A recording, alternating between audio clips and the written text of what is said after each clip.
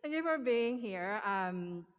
My name is Linda. I'm the director of Dancers Unlimited, and thank you very much for Jessica and Yaya who will be facilitating this discussion, and also to Peridance, Nikki for hosting the event, and also Mark Morris and BKLYNITE Media for supporting. So yeah, I'm just gonna pass the virtual mic over to Jessica and Yaya for you to start a discussion. Thank you. Okay, so I guess, yeah, we can get started. Yeah, sounds good. Awesome. So hello, everyone. I'll just quickly introduce myself. My name is Jessica Chen, she, her, hers. I'm artistic director of J Chen Project, a modern dance company based in New York. And I've had the privilege of working with Linda for many, many years. We danced together too many years ago in a dance company, and we've both started our own. And so I support as much as I can everything that she does.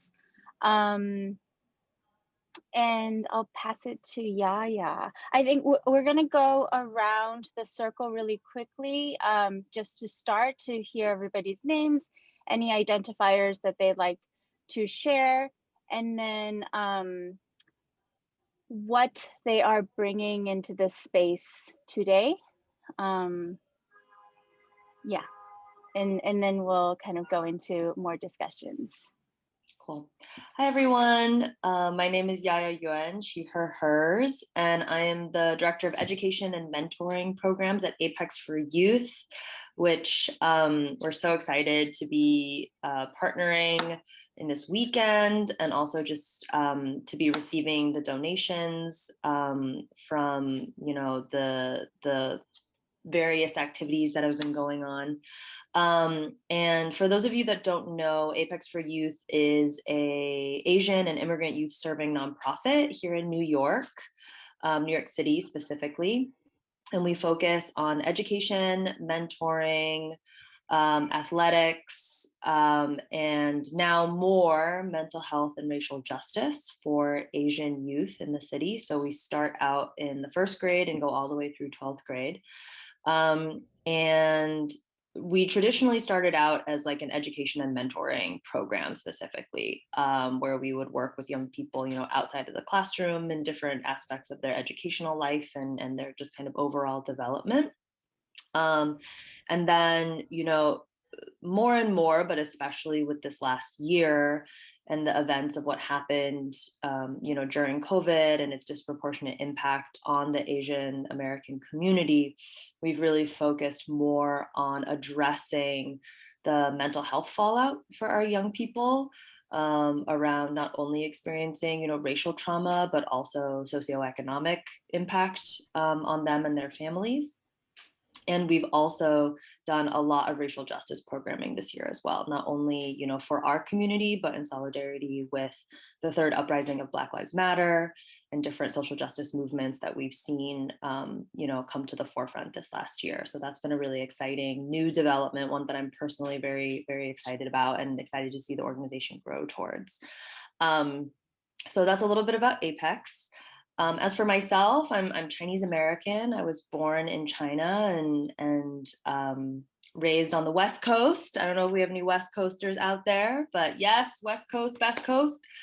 And then lived in China for a while after graduating from college, and then kind of came to New York right after that. So I've been in New York now for a little over 10 years, and very excited about, you know, working at Apex and working with the Asian community. I think it's like a really important pivotal time for our folks to be coming together, and especially to be working with our young people around what it means to, you know, form a just or more just society and future for everybody. So very excited to be here, looking forward to hearing from everybody.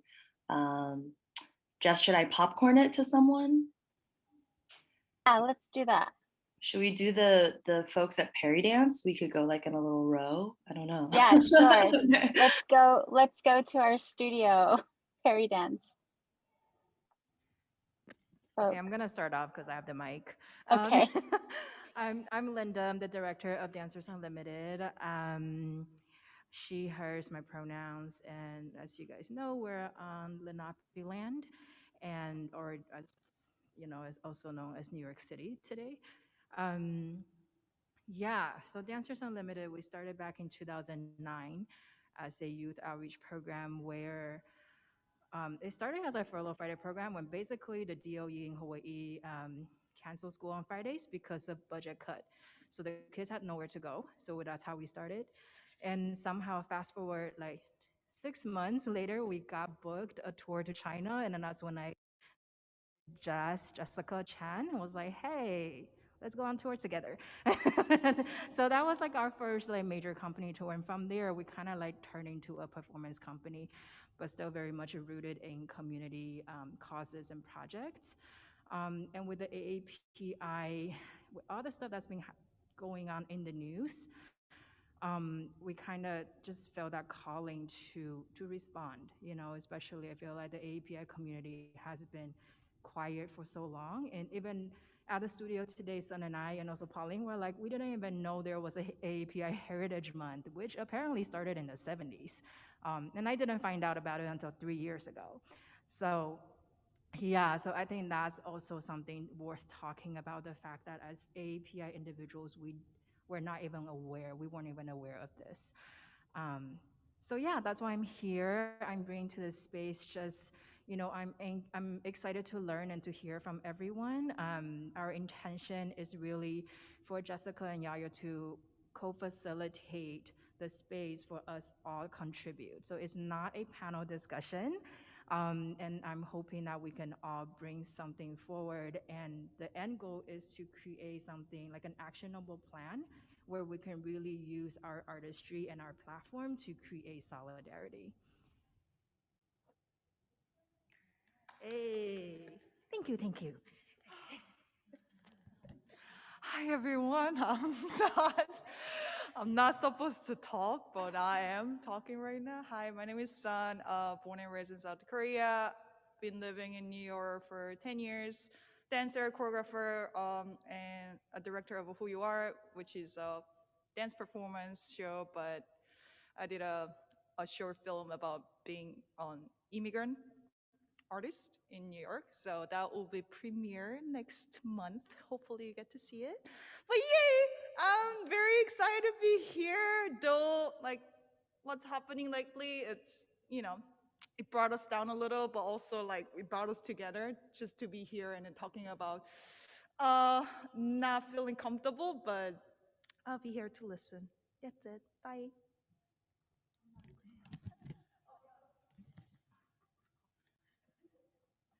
Hey y'all, my name's Kareem Woods. I'm a dancer with Dancers Unlimited. I've been dancing with them for going on 3 years, I think. So that's cool. Um, and yeah, lived in dance in New York for the past 8 years. I don't actually live here right now. I commute in these days, but it's all good. Got my community and roots here, so I'll always be around. And yeah, for today, I definitely am just excited to kind of like keep an open mind and just learn things and unlearn things. Um, that I've picked up, that we've all picked up through just like trying to grow up and get by. And I feel like it wasn't really even until like 2019 that I started really being vocal about my own like experience and traumas and like just things that are important to me. So now it's like definitely good to learn how to be like, show solidarity and like, support other people too. So, yep, let's get it. Hey, hi everyone. I'm Nikki Hulk. I'm the managing director here at Peridance Center. Also a dancer and performer. Um, I am very excited to be here today. So I have the pleasure of meeting Linda for the first time in person after hearing about her for so long, as we're both from Hawaii. I've been in New York for 11 years now. Um, and yeah, I'm curious just to be in a room with other people and to hear about shared experiences and different experiences, and to see how people come together in times of yeah, difficult times, I think. So yeah, thank you. Hey y'all, my name's Pauline Casino. I'm currently 23, she, her, hers, pronouns, hello. But I'm so happy to be here, very nice to meet everybody. I'm currently 23 years old, and so first half of my life was spent in the Philippines, and I moved here when I was around 12, I believe. And so I went straight into the Bronx, and so it's a very special and different introduction to American culture. Didn't see no other Asian people, so I was kind of just like dumped into just it's a very different type of melting pot. And so my upbringing within this American culture is very interesting. Um, and so and kind of leaving the Bronx as I got older, it was like, oh, there's more of New York City than I thought.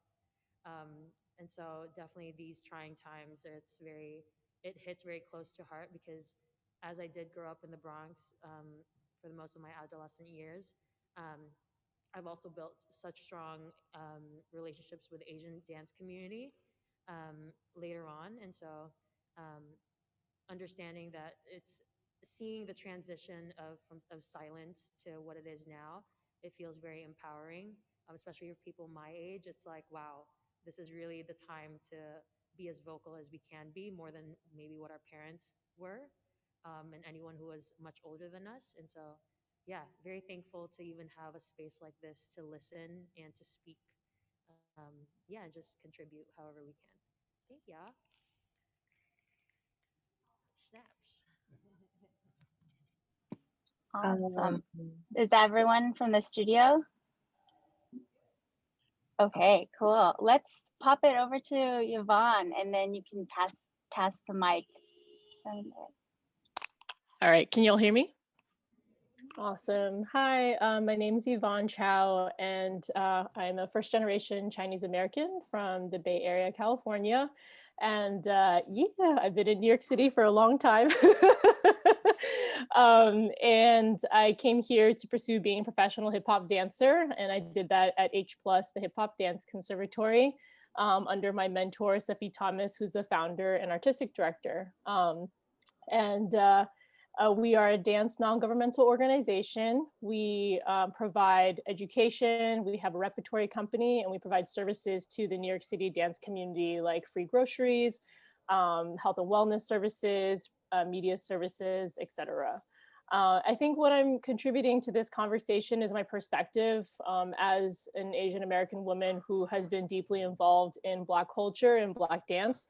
I founded House of Chow, which is the Asian division of H+, about 7 years ago, to start to encapsulate a lot of the experiences and the wisdom that I have amassed because of my mentor, Seffi, and all of the experiences that I've been afforded from so many amazing pioneers in hip hop, and really challenging Asian people, especially in hip hop dance, to think about their role as guests in the community and the culture. And I do that through a lot of conversation, dialogue, just like today. So I'm really excited to share and to listen with everyone else. So, and thank you, Linda, for inviting me.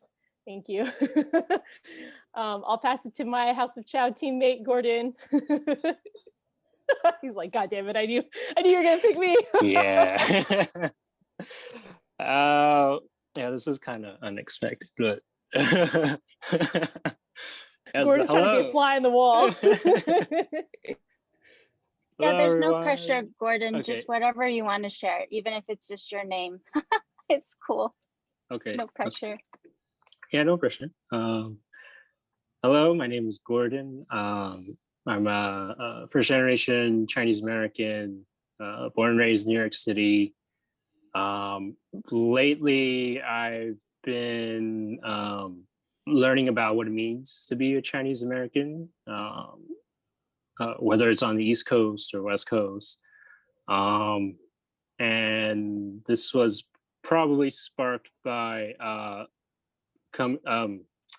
Yvonne, because just being at H Plus and learning from her and what her experience was, sort of opened my mind to thinking like, okay, like how do things connect for me and the community? So and then especially this past year, where things really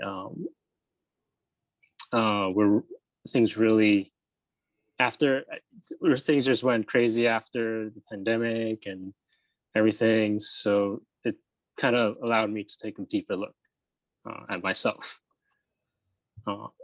Yeah, I'll end there. And who else? I think it looks like Kevin, maybe. I know Steven's in traffic, and I'm not sure if Peter is able to speak, but Kevin, you want to go? Sure. Can you hear me? Good? Yep. Okay. My name is Kevin Mooney, also Suzuki. I was one of the instructors today at Peridance in Japanese folk dance. So I was born in Tokyo to a Japanese mom and an Irish American dad from the Bronx, and moved to the Bronx when I was very young, and then eventually ended up in the Lower East Side, which is where I spent most of my life, aside from a couple of stints here and there, but mainly Lower East Side. What else? I mean, thanks so much, Linda, for inviting me to be a part of this, by the way. Thanks so much. And in terms of what I bring to, I don't know what I bring to the table. I guess I'm biracial, which is sort of a different perspective on things. And somebody biracial who does traditional arts, which I don't know if there's anybody else who does traditional arts here, but that's what I do. That's pretty much all I do, aside from some of my own choreography work outside of this. But my training and my whole life in dance has been in Japanese folk dance and traditional arts. So I guess it's a little different. So that's me. So, and I'll pass it to whoever is available.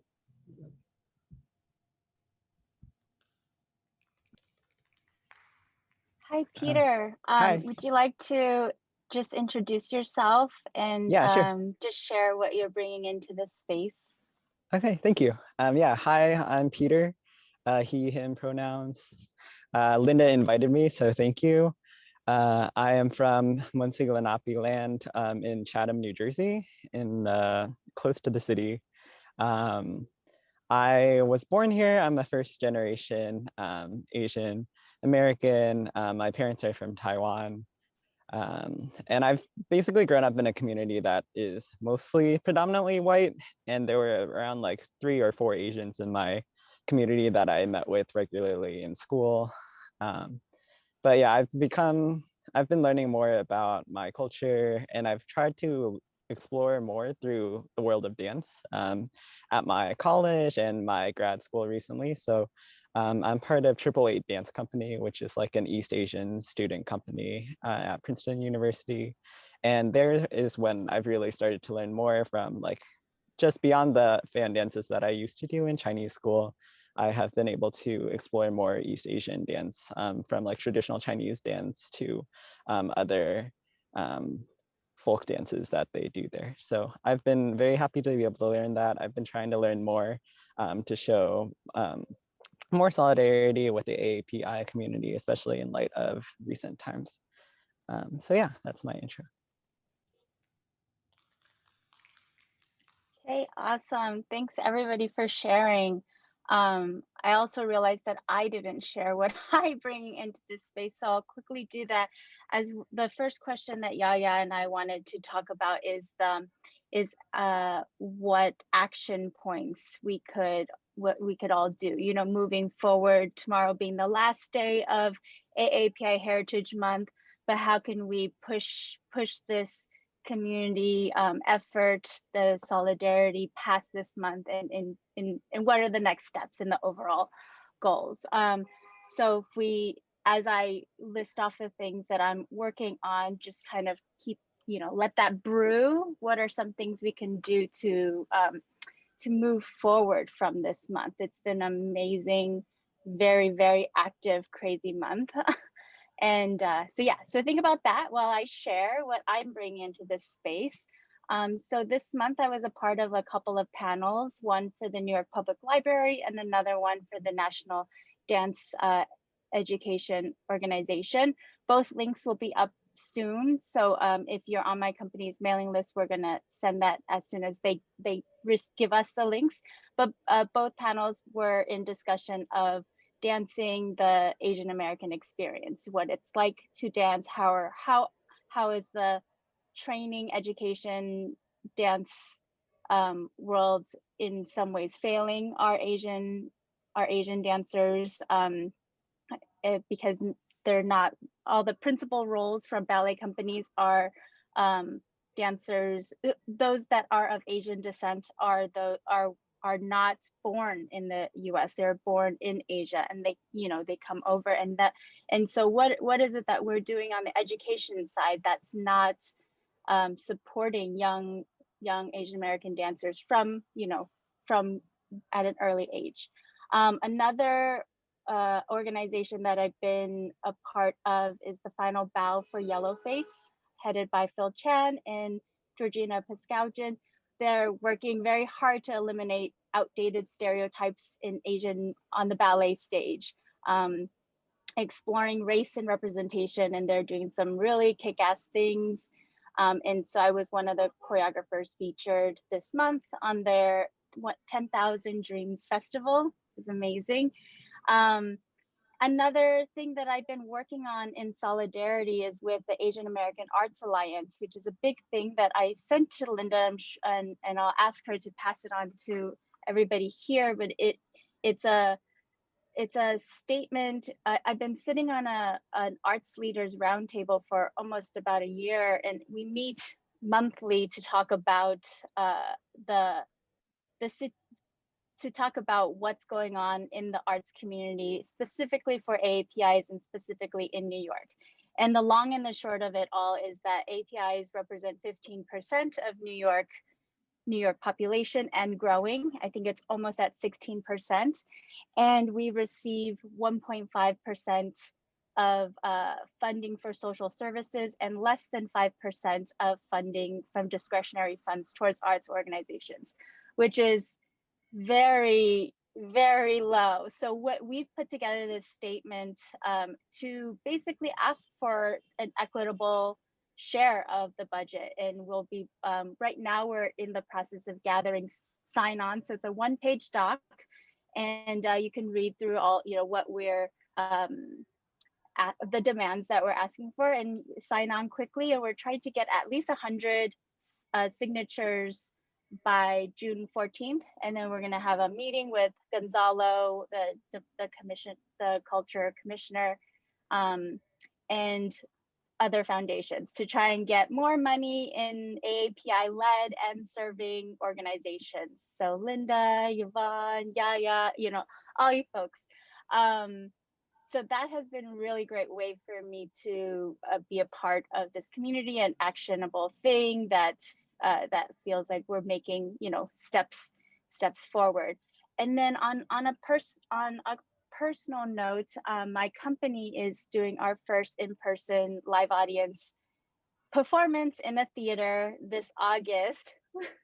And we are expanding the season. So instead of 1 week, which we typically do, we'll do 2 weeks, and I'm holding space for API choreographers that don't necessarily have like their own space or their own platform. And so I've just kind of casted the net wide to see, folks that I haven't seen their work in a while, and just to see if they want to get their work performed in front of a live audience. So that's going to happen August 20th, 21, 27, 28th. More to come with that. And then the last thing is that the Museum of Chinese in America in Chinatown is reopening their museum on July 15th to an exhibition that's titled Responses, Asian American Voices of Resistance During the Pandemic. And Nancy, who's their executive director, is really just like she is really pushing for this to be a historical moment in time, and so that it's not forgotten. And after May, we don't all forget about Asians. And she's really just trying to make this a statement. And so so this is going to be a huge exhibition of the past 15 months, stories, oral stories, photos, videos, as well as the overarching history of Asians in the US. So it's going to be a huge exhibition, and I'm choreographing a work that will invite audiences into the exhibition that'll have limited performances, but that's all coming up. It's very exciting. I'm so happy to be a part of this, and I'm so deeply committed to pushing all of this past May and into all the other months of the year, and keeping our community growing and connecting, and also in solidarity with all marginalized communities, all communities. I think that's very important. So the work that Yvonne's doing, the work that Linda's doing, all the work that everybody's doing is so important, because the stronger we are as a community, the stronger we are for each other. So with all of that said, would anybody want to add on or comment on anything that they heard of all the introductions, and some brainstorm action points that we could all do? Yeah, if I could just add a little bit. I'm Yaya, I'm from Apex. I think it's so interesting whenever we're in spaces like this that are like AAPI spaces, there's such a diversity of lived experience, of knowledge, of what folks are bringing into the space, right? So even like growing up, I'm sure in Hawaii is a very, very different experience than growing up in, Washington State, where I grew up, versus the Bronx, versus, the mixed experience, versus the immigrant experience, right? And so I think like when we talk about solidarity, I almost feel like there's like more solidarity to be done within the AAPI umbrella. Like, how do we as a community connect with one another? And I think, AAPI, that's a huge umbrella. It covers literally the whole continent of Asia plus the Pacific Islands, right? And so it's like the experience and connections that we're able to make with one another, I think we as a kind of umbrella group, right, have a lot to do in terms of sharing our stories and like understanding how each of us can connect with the other. And so like I just appreciate, I think like a really simple action is one that we're all doing right in this moment, which is just being in community with one another, being in space with one another, and like hearing a little bit of each other's stories and what we've experienced and what we're bringing. Because I think the more that we can do that, the more that we can, kind of form the bonds that are going to keep us strong when shit hits the fan, right? And you're like actually out in the streets, or you're actually organizing. I don't know if anybody has done, it sounds like there are some of us that have done like organizing within our community or organizing across communities. It can get real hard real fast, right? And people can feel like their voices aren't heard, or they're not being centered in the way that they think that they should be. And so I think like at the very, very least, what we can do is to be listening to one another and hearing each other's stories and having empathy for one another first and foremost, plus all of the amazing things that you're doing, Jess, which I was like, wow, she's busy. So I just appreciate everything that everyone shared. And that's just kind of, what I was thinking about as I was hearing everybody speak.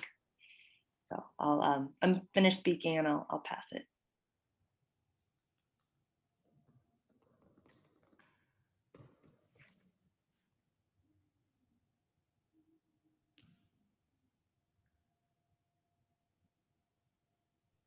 I can share a little bit if. Okay. Yeah. So I think the question, just so I'm making sure I'm on the right topic, is just how to kind of move forward from AAPI Heritage Month and keep the momentum going into the next months. Okay.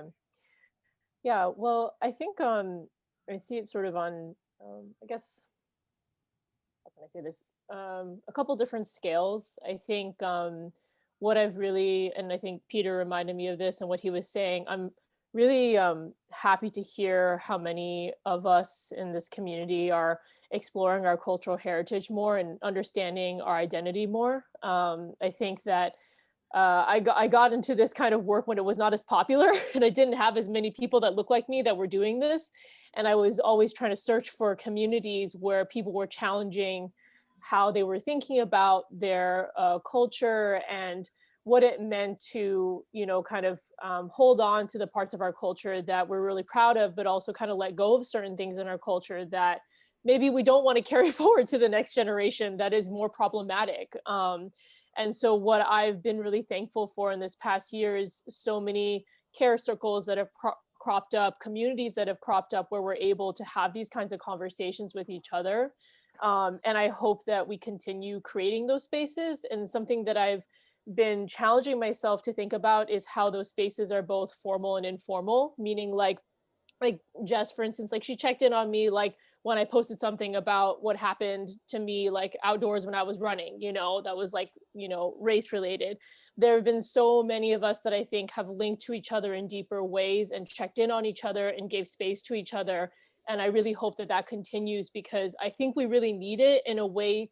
What I mean by this, meaning like sometimes like, you know, other cultures might not understand when we're talking about certain things, like truly like at its most genuine core, what's actually going on. And I think we need each other in these moments to really hear one another as we figure out how to articulate that to people that are not of, you know, our culture or race or what have you.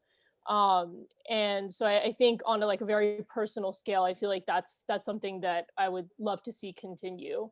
I think on like a really deeply cultural scale, I've talked to a lot of folks about their relationships with older generations, with our parents, with our grandparents and our family members, and what it means for us to bring the work that we're doing so fervently in our own organizations and, you know, in our own, you know, community spaces back home to our home base, to our community, the first community that most of us knew, which is our family. And what does it mean to share with them the kind of what this is all about, and you know, what does it mean for us as this next generation to carry the torch forward and honoring like what our parents did, you know, in terms of their own role and being empathetic towards that. So that's, you know, I know that those are more like, I guess, like personal scales, but I feel like that is what allows us to continue being rejuvenated to do that kind of like, yeah, you were saying that hard work of like organizing and doing all this stuff. And it's like, we don't have that circle that we build for ourselves of just people that we can talk to and feel supported by, then we're going to get burned out really easily. And then we're not going to be carrying forward past AAPI month. It's going to be hard. So, you know, I think those are things that I have experienced, that I've seen other people do, that I would love to see like continue. Yeah, I found an email from 2010 or 2011 that I was writing to Kathy Ellers at the Joy Soho when Joy Soho was Joy Soho, before they sold it. And I was pitching for an AAPI choreographers festival then.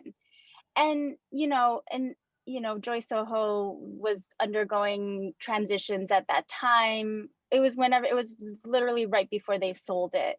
And then I also didn't know that many Asian choreographers at that point. Like I knew Linda. It was like me and Linda. And so now, even just coming out of the last month, like Final Bow for Yellowface had 31 Asian choreographers featured, and I can list off like a bunch more that should have been also there. You know, there's like many more that weren't. And so I think numbers wise, we have grown. And so the community like you, Yvonne, that I've been yearning for and searching for is now has more of a presence. And so that is definitely something to note. And even in the whole US, the think the Pew Research Center, look, from like 2000 to 2018 or 19, Asians in America, the population grew by like 81% or something crazy like that. Like it almost doubled it. So the numbers and have grown, and there's power in numbers, but then there's also responsibility in numbers too. Yeah. Definitely. Yeah, I'm gonna jump in really fast. Yeah. Thank you. So just kind of building on what Yvonne was saying about, talking to our parents, grandparents, Mm. and kind of being a lot more rooted, with our own culture and like our ancestry, um, and kind of just continue on that journey. Because I feel like growing up in Hawaii, I feel like I never really, Nikki might, I don't know if you have the same experience, but like we're not on the receiving ends of discrimination. We were very privileged where every day is API day. And then I was privileged in a point where I didn't think racism exists anymore growing up because I never received it. Even though Hawaii, if you look at it, is still very much of a white supremacist culture, right? It's still colonized. The land is still it's still stolen, right? It's still illegally occupied. Um, but growing up, because I didn't face discrimination, I never had to like really think about what discrimination and what racism means until I went to Boston for college when I was 18. And Boston is, that microaggression is real. It's like, how did you learn English? Where are you really from? Oh, you're from Hawaii, but you're not Hawaiian. So you're like, or they refuse to believe that Hawaiian is its own race, and they keep correcting me that you're Hawaiian because you're from Hawaii. I was like, dude. So that's my first introduction to racism and microaggression. But at the same time, that led me to doubting myself because it was like, is it really racism? Am I being too sensitive? Like, because I'm not being harmed physically. So DU, ever since the beginning of DU, it's always been a very multicultural company. We mix different styles like street with contemporary ballet. When Jess came in to choreograph for the tour, she did like a sword dance combined with like modern, and she was having like our dancers do like partner flips and everything. And then it went straight into breakdancing, right? So like it's so there's always a mix of all different cultures, and I think that reflects largely of my upbringing in Hawaii. And then still, like I still didn't really have to think about race because I was very comfortably in Hawaii, starting a company. I didn't have to think about, oh, I'm an Asian American woman, I'm marginalized. I never had to face that. So it wasn't only until the recent year, like when I started, and really it's triggered by the whole Mauna Kea movement. Kukiai Mauna, so Mauna Kea was one of the most spiritual spots for Native Hawaiians, and it's basically being desecrated. There's like, so think of it as like the most the religious holy land that people are just taking it, and it's not just a holy land, it's like a reservation conservation land too. So there's water aquifer like right under the mountain, and that provides fresh water for the whole island. So there's like being like, there are, I think, currently 12 different telescopes, like giant telescopes on there. And it's been I think it's the last 60 years, correct me if I'm wrong, like it's been 60 years. But the waste has never been properly managed. So there's like mercury waste from the telescope that's leaking into the land. And then now they're trying to build the 13th telescope. That's like 30-story high, right? So the Hawaiians, they've basically had enough for the last 60 years. I think right now it's just like the whole, like there's a lot of indigenous people rising. And then the whole last year, we have like, it's kind of like the scar has been like discovered and the scab is being like pulled apart. And now we all have to face like discrimination and really analyze what's going on. So moving forward, I think what I'm trying to say is, moving forward, I would love to be more connected with the Asian American experience, because most of the time I am in New York now. I'm not in Hawaii, and even in New York is such a diverse place where for the most part, I don't experience this discrimination. And I think I'm very lucky in that way to feel so grounded in the dance community. But at the same time, I want to continue to do work like what Jessica has been doing, what Yvonne has been doing, to provide space. And I feel like I'm in a very unique position where we're not just bringing the AAPI community together, right? Like what Yaya said, AAPI is such a huge community. Like everyone in this discussion today, we're not even representing the Pacific Island, right, yet, and not even all of like Asian Americans. So, and then that's a whole discussion, like, because like Pacific Islander are like, we don't want to be grouped together with API because it's a whole different experience and struggle.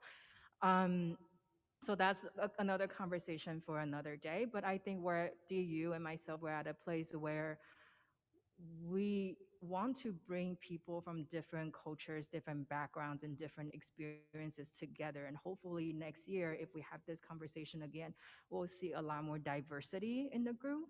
And that's kind of what we're hoping to push forward, because I think as AAPI, yes, we need to have more solidarity conversations within the AAPI community. But at the same time, like, this conversation needs to be had and shared with people outside of the community so solidarity can come together. Um, yeah, so I think, and then the arts is kind of like we're in a unique place where as artists, we have a stage to create and say what we gotta say and reach out to young people and kind of build them up and encourage them to be louder than we are right now. Yeah, definitely what Linda was just saying kind of like had me thinking about. So I'm from Springfield, Massachusetts, and I grew up in a predominantly white neighborhood. So definitely going to school and things like that. It's kind of crazy how like a combination of like the misinformation, history, like what you're learning, like they breeze over like slavery and all that. It's like, oh, it wasn't that bad. It was just like a little long weekend, no big deal. And they just move on to the next chapter, you know, and like all sorts of stuff like that. So it's like kind of like there's a part of it where, you know, these things like the microaggressions and things like that, they kind of happen, but you kind of have to just like, it's like, okay, I can't even acknowledge that because I have to just be a human. So I just have to act like that's fine. So I can just exist in this space where I'm already uncomfortable, you know? So it's kind of crazy, like definitely moving to New York and seeing like all these different like walks of life just right on the street. You get on the subway and you see you see someone in like a mink coat, like having the time of their life on their way to like, you know, wherever. But then you literally see someone sleeping underneath the seat on the subway with nothing, you know, like right in the same, like right on. So definitely for me, that was like a big like eye opener and made me kind of realize how much stuff I kind of like, I guess like subconsciously desensitize myself to just to like get by. So then that kind of makes it more difficult to be a good ally because it's like, well, I don't even register these. Well, now I do, but like up until a couple of years ago, I just was like, oh yeah, that's just life. That's just how things happen. You know, you just feel uncomfortable and you let people do whatever they want. You don't make a big deal, you know, because it's like, it's really just like a survival tactic, you know? So I think that's really big. And also for me, I'll say that like learning of hip hop, which I definitely more into from dancing with dancers dance, but I really was never given that foundation and learned about the history of anything self-taught until I moved out here. So I kind of did it in reverse. Like I learned like how to like hit the beat and how to feel the vibe. But am I cutting out? Oh, well, I'm just gonna keep talking. Okay. Yeah, and it's like, but then to really learn like where hip hop came from and what it represents and how it's a form of resistance, it's like that in itself is like such a unifier, you know?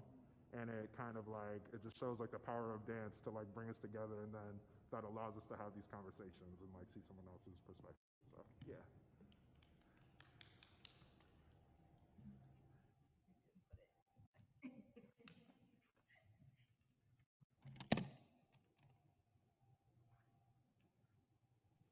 Awesome. Thanks for sharing that. I love that. I'm not a dancer, so it's been cool to hear from this community in particular. And I was just thinking, actually, someone said like it's so important to like raise up our youth voices. I think Linda, maybe you said that, and I was like, oh, I wish our youth could like be in this space now and like seeing you all and because, we are completely volunteer run. And it's a lot of like, some volunteers who are in the arts, more of like the museum kind of like fine arts.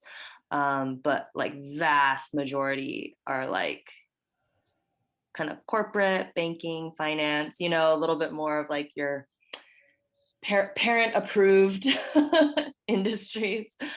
So would love our youth to be able to see all these amazing Asian folks, and just, everybody here represented in this world. So that would be really cool. Lindsay, we can talk about that future plans.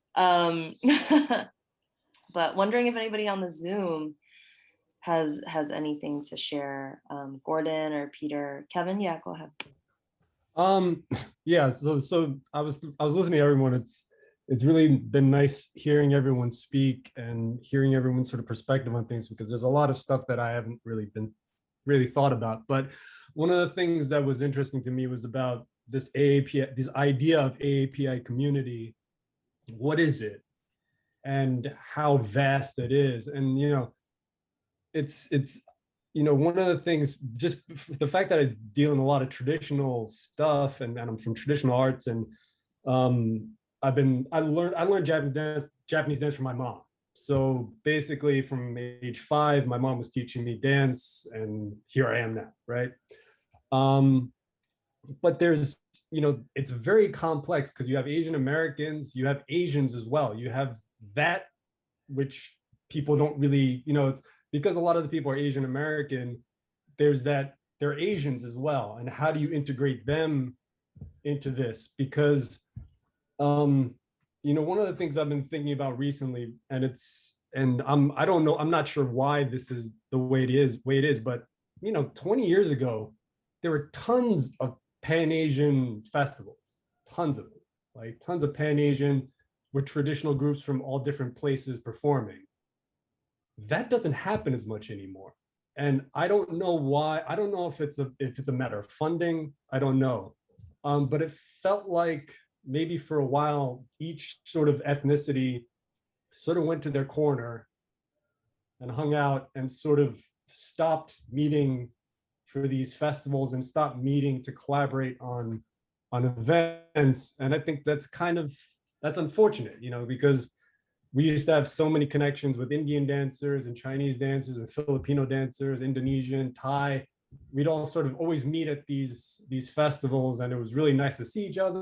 Like, I need makeup, can I borrow some makeup? You just be sort of like, it was like such a nice community, and that doesn't happen anymore. And like I said, I don't know, maybe it's a funding thing, I don't know, but it just felt like maybe for 15, 20 years, Chinese went to their corner, Japanese went to their corner, Koreans went to their corner, and it just sort of separated out.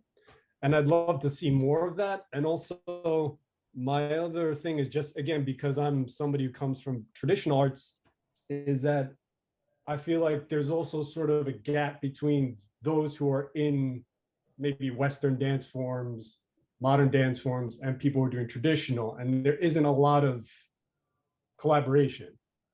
And I think that's also a shame too, because if you're gonna sort of show the breadth of sort of Asian expression, showing both would be great, to have both of them in the same place, as a sort of something that's not quite as, no, I'm not going to say one-dimensional, but shows only one part of it, instead of showing sort of the sort of the breadth of sort of the expression. So yeah, that's all I have to say. I don't have any snappy way to end this. I'm just going to sort of dribble to the end, and then somebody else can. Thanks, Kevin. No, I think that's so true. It's like, the Asian American, this was before Pacific Islander got, folded into it, but the term was created in the 70s next to kind of the third world movement, right? And like the African American movement. I think we always have to give, props to the Black movements around social justice in this country, but, really to coalesce ourselves around like a political organizing body, right? And Asian American was created to kind of give us power in numbers. And then I think as things have progressed, we've kind of discovered like, oh, wait a minute, that kind of erases a lot of the realities of different subgroups within Asian America, right? Like the privileges that certain Asians have are not enjoyed by everybody, right? And so now there's this push to kind of disaggregate, to kind of, you know, like you said, everybody kind of has separated out. But I think generally too, there's been a lot less movement towards celebrating all of our different cultures. And I always love that about like the Pan-Asian, like the Asian cultural night in college or whatever. It was really a celebration, right? It wasn't necessarily about like what is our shared oppression, but it's like what is our shared, or what is the way that your culture celebrates, and let's all enjoy that. And I think that's like that kind of positivity and celebration is something that I think is so healing, but something that we do less of these days, I feel. So no, that was a great reminder of those nights in college, which I guess now is almost 20 years ago. So yeah, to your timeline exactly. But I can't believe it. We're 4 minutes until 5:30. Jess and I were just in our little chat with one another saying how time has flown by. But wondering, you know, we have a few minutes if anybody wants to say any sort of like final closing thoughts. Anything you want to kind of remember as you're leaving the space today, we'll kind of leave it open for that. And you know, I think, Linda, will we share kind of with the folks here any like contact information or stuff so we can keep kind of talking with one another? Or Yeah, so you guys can hear me? Yeah. So yeah, we're gonna send out an email list with everybody's contact information, specifically. Well, I guess just share in the chat if you want your contact information to be shared. But I definitely will share the information for Yaya's, Jessica's.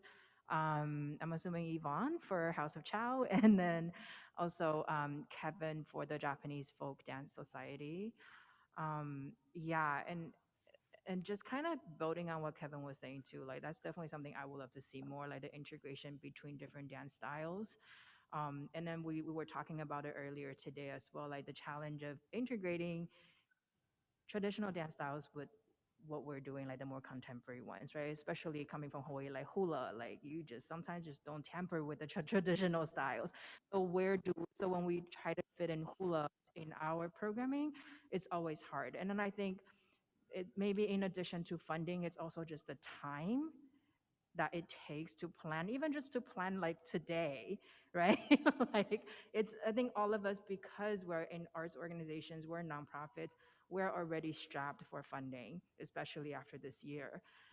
So taking that extra time out, like, so I appreciate you guys for being here, but taking that extra time to do these extra connecting, like virtually or in person, that's time, and a lot of people don't have it.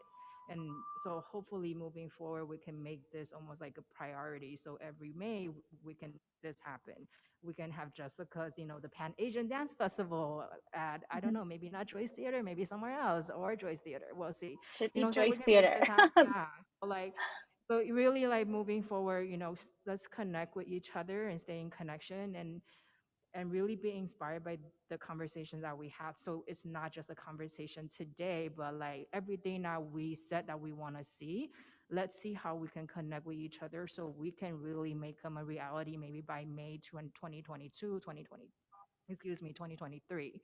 So it's not just a conversation, let's put these into action.